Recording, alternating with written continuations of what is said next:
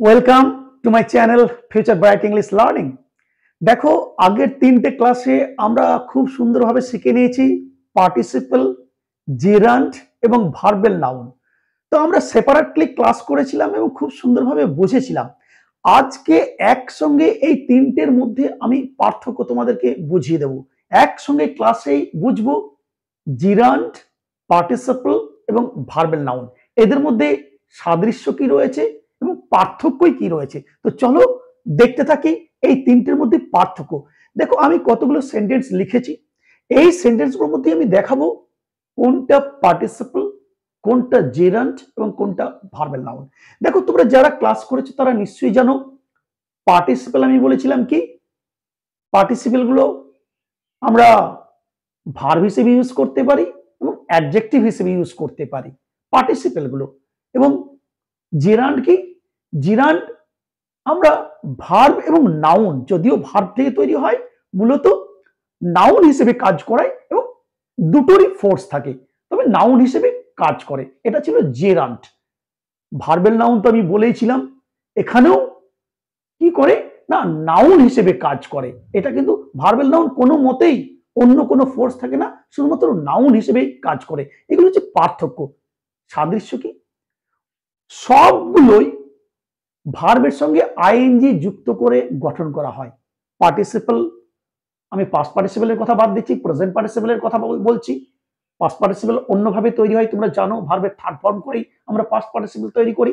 কিন্তু এই present participle, gerund এবং ভার্বেল নাউন, তিনটের মধ্যেই সাদৃশ্য হচ্ছে, সিমিলারিটি হচ্ছে কি, তিনটেই ভার্বের সঙ্গে আইএনজি যুক্ত করে তৈরি করা হয়। এটাই হচ্ছে তাদের মধ্যে সিমিলারিটি। তো চলো আমরা দেখতে থাকি কোনটা পার্টিসিপল, কোনটা জিরান্ড, কোনটা ভার্বেল নাউন। তো দেখো, এই সেন্টেন্সগুলো আমি লিখেছি। এই দেখো, he is reading, he is reading, সে পড়ছে। দেখো, পরিষ্কার এটাকে প্রেজেন্ট কন্টিনিউয়াস ইউজ করা হয়েছে এবং ভার্ব হিসেবে ইউজ করা হয়েছে। তাহলে কি করছি, এই দেখো, রিডের সঙ্গে আইএনজি আমি যোগ করেছি, তাহলে অবশ্যই ভার্ব হিসেবে ইউজ করেছি আমি। ভার্ব এবং অ্যাডজেক্টিভ হিসেবে যেগুলোকে ইউজ করি সেগুলোকে আমরা কি বলি, প্রেজেন্ট পার্টিসিপল। তাহলে এটা হলো আমার পার্টিসিপল, আর আমি প্রেজেন্ট বলে লিখছি না, পার্টিসিপল, এটা আমার participle, right. He is reading, participle.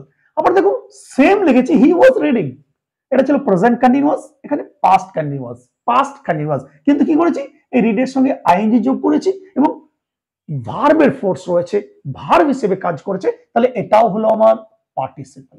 নিশ্চয়ই বুঝতে পারছো, আমি আগেই বলেছি আমার পার্টিসিপল গুলো কখনো ভার্ব কখনো অ্যাডজেক্টিভ হিসেবে কাজ করে। তাহলে এই দুটো হলো আমার পার্টিসিপল, কারণ দুটোই ভার্ব হিসেবে কাজ করা হয়েছে, রাইট। প্রেজেন্ট কন্টিনিউয়াসে ইউজ করেছি, পাস্ট কন্টিনিউয়াসে ইউজ করেছি। আমি বলেছি যে কোনো কন্টিনিউয়াস টেন্সে মূলত এই পার্টিসিপল, প্রেজেন্ট পার্টিসিপলকে আমরা ইউজ করে থাকি, রাইট। আবার দেখো, reading this book he became satisfied. এখানেও দেখো, বইটি পড়ে, এই বইটি পড়ে, রিডিং দিস বুক, এই বইটি পড়ে, এখানেও দেখো পড়া, ভার্বের ফোর্স আছে, ভার্ব হিসেবে ইউজ করা হয়েছে, যদিও এটাকে নন ফাইনাইট হিসেবে ইউজ করা হয়েছে, কিন্তু ভার্ব হিসেবে ইউজ করা হয়েছে, নন ফাইনাইট ভার্ব হিসেবে।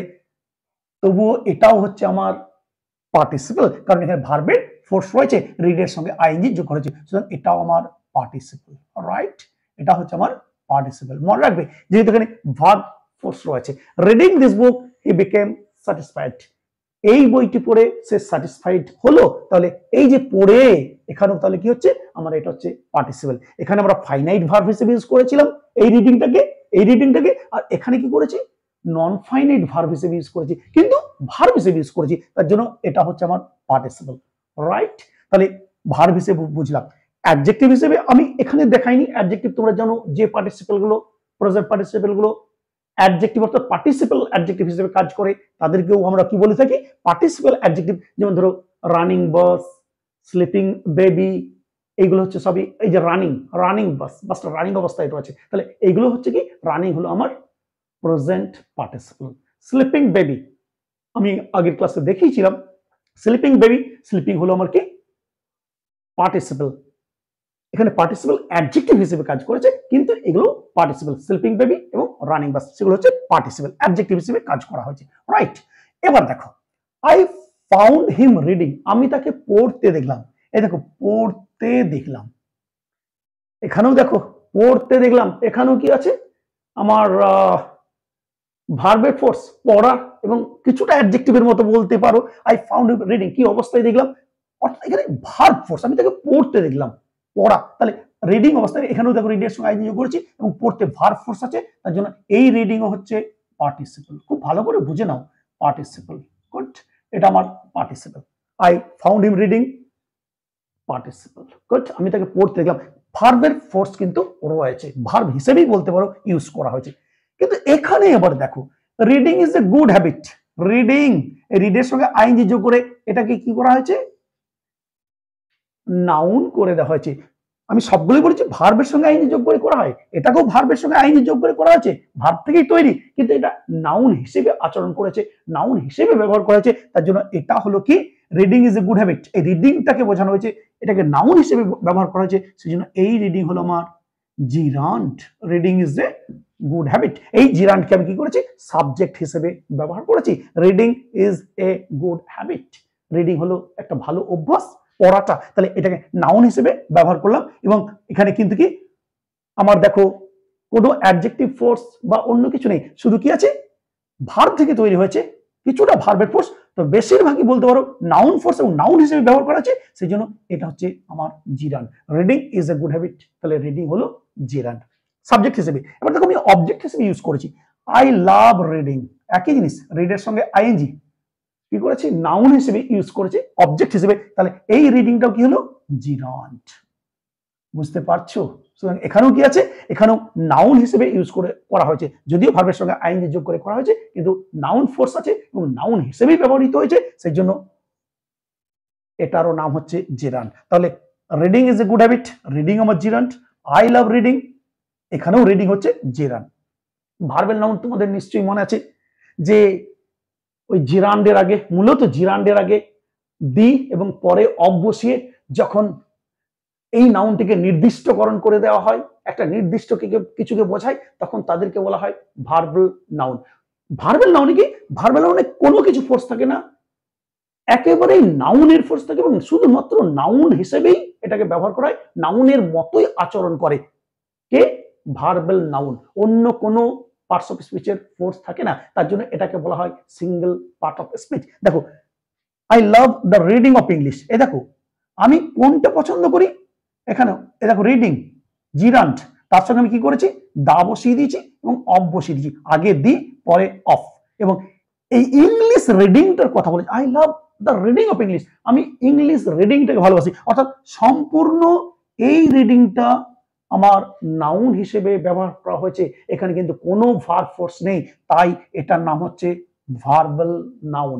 যদি কিছু মনে রাখতে না পারো, আমি বারবার বলেছি জিরান্ডের আগে বা আইনি যুক্ত ভার্বের আগে যখন দি এবং পরে অব বসায় এবং একটা নির্দিষ্টকরণ করে দেওয়া হয়, তখন তাদেরকে বলা হয় ভার্বাল নাউন। সুতরাং I love the reading of English, আমি ইংলিশ রিডিংটাকে ভালোবাসি, সেই জন্য এই রিডিংটা হচ্ছে ভার্বাল নাউন, কারণ এখানে নাউন হিসেবে ব্যবহার করা হয়েছে, ভালো করে বুঝবে।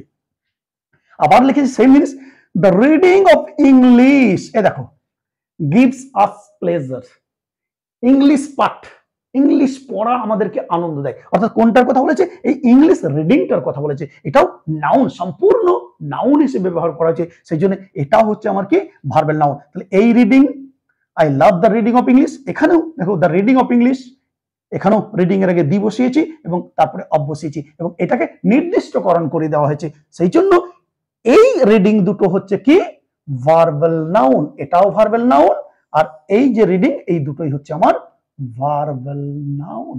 বুঝতে পেরেছো? অর্থাৎ দি এবং অব বসিয়ে, জিরান্ডের আগে দি এবং পরে অব বসিয়ে এটাকে নির্দিষ্টকরণ করে দেওয়া হয়েছে, একটা নির্দিষ্ট রিডিং এর কথা বলা হয়েছে এবং শুধুমাত্র নাউন হিসেবে ব্যবহার করা হয়েছে, সেই জন্য এটাকে বলা হয়েছে ভার্বাল নাউন। খুব সুন্দর করে আমরা বুঝতে পারলাম পার্টিসিপল কি। আগেই বললাম পার্টিসিপল ভার্ব এবং অ্যাডজেক্টিভ ফোর্স থাকে, জিরান্ডে কি ভার্ব এবং নাউনের ফোর্স থাকে, মূলত নাউন হিসেবে ব্যবহার করা হয়। ভার্বাল নাউন কি শুধুমাত্র নাউন হিসেবে ব্যবহার করা হয় এবং অবশ্যই জিরান্ডের আগে দি এবং পরে অব বসিয়ে এই ভার্বাল নাউন গুলোকে তৈরি করা হয় এবং একটা ওই নাউনটাকে বিশেষ করে নির্দিষ্টকরণ করে দেওয়া হয়। সো এই হচ্ছে পার্টিসিপল, জেরান্ড এবং ভার্বেল নাউন। আর একটু জিনিস বলবো, আশা করছি এগুলো খুব সুন্দরভাবে বুঝেছো। আর একটা জিনিস আমি খুব ছোট্ট করে বলবো, যেটা কখনো কখনো আমাদের কি হয়, এই জিরান্ড এবং পার্টিসিপেলের সঙ্গে আমাদের কনফিউশন এসে যায়। যেমন ধরো আমি বলতে পারি, আমি দেখাচ্ছি, যেমন ধরো sleeping sleeping sleeping baby, sleeping baby. আর যদি বলি, আরেকটা বলছি স্লিপিং রুম, স্লিপিং রুম। দেখো তো কোনটা আমার পার্টিসিপল এবং কোনটা জিরান্ট। দেখো স্লিপিং বেবি আমি যখন বলেছিলাম, আমি দেখিয়েছিলাম তোমাদেরকে, আমি সেন্টেন্স তৈরি করতে পারি, don't disturb the sleeping baby, sleeping বেবিকে ডিস্টার্ব করো না। এই দেখো বেবিটা স্লিপিং, তাহলে এটাকে দেখো কি রয়েছে, কিছুটা বলতে পারো ভার্বের ফোর্স আছে আর অ্যাডজেক্টিভের ফোর্স আছে, ভার্ব এবং অ্যাডজেক্টিভ। তাহলে সেগুলো কি, স্লিপিং বেবিকে তুমি ডিস্টার্ব করবে না, ডিস্টার্ব করবে না। বেবিটা কি অবস্থায় রয়েছে, স্লিপিং অবস্থায়, এবং এটা স্লিপিংটা কিন্তু একটা ঘটমান প্রবাহ চলছে, তার জন্য এটা হচ্ছে পার্টিসিপল। খুব ভালো করে বুঝো, পার্টিসিপল, এটা পার্টিসিপল। এই স্লিপিংটা, স্লিপিং বেবি পার্টিসিপল, রাইট। কিন্তু স্লিপিং রুম, দেখতে পাচ্ছ এখানে কোনটার উপরে জোর দেওয়া হয়েছে, এই রুমটার উপরে জোর দেওয়া হয়েছে, নাউন হিসেবে কাজ করেছে, নাউন হিসেবে রুমটার কথা বলি, স্লিপিং রুম। তাহলে এখানে এটা নমিনাল কম্পাউন্ড হিসেবে কাজ করেছে। এখানে স্লিপিং এর উপরে প্রাধান্য না রেখে এই রুমটাকে বলেছে, সেই জন্য এই স্লিপিংটা হচ্ছে আমার কি, এটা হচ্ছে জিরান্ট। খুব ভালো করে বোঝো, জিরান্ট। এখানে কিন্তু আমার পার্টিসিপল স্লিপিং বেবি, কারণ এটা স্লিপিং, তার বেবি এখনো ঘুমোচ্ছে, ঘটমান শেষ হয়নি বলতে পারো, তার জন্য আমার কি হচ্ছে পার্টিসিপল। কিন্তু স্লিপিং রুম শুধু রুমটাকে বলা হচ্ছে, এখানে স্লিপিং এর উপরে প্রভাব নেই, তার জন্য এটা হচ্ছে আমার জেরান্ট। বোঝা গেছে? একইভাবে ধরো running bus, running train, running water, এগুলো সব পার্টিসিপল, কারণ রানিং বাস চলমান বাস, রানিং ট্রেন চলমান ট্রেন চলছে, রানিং ওয়াটার যে প্রবাহ জলের গতি চলছে, এগুলো পার্টিসিপল। কিন্তু আবার যদি বলি রানিং ট্র্যাক, দেখো ট্র্যাকটার কথা বলা হয়েছে, রানিং শুজ, শুজের কথা বলা হয়েছে, ওইগুলো হচ্ছে আমার জিরান্ট। আবার ধরো ওয়াকিং স্টিক, কি বলবে, ওয়াকিং স্টিক, এই দেখো ওয়াকিং স্টিক, ওয়াকিং স্টিক। আবার যদি বলি রাইটিং টেবিল, রাইটিং টেবিল, এগুলোকে কি বলবে, রাইটিং টেবিল। দেখো এই ওয়াকিং স্টিক, এখানে দেখো স্টিকটার কথা বলা হয়েছে, যে স্টিকটা নিয়ে হাঁটা হয়, ওয়াকিং স্টিক। তাহলে এই স্টিকটাকে বেশি প্রভাব ফেলেছে এবং নাউন হিসেবে ইউজ করা আছে, সেই জন্য এই ওয়াকিংটা হচ্ছে জিরান্ট। খুব ভুল করবে না, এটা খুব আমাদেরকে ভুল হয়, জিরান্ট।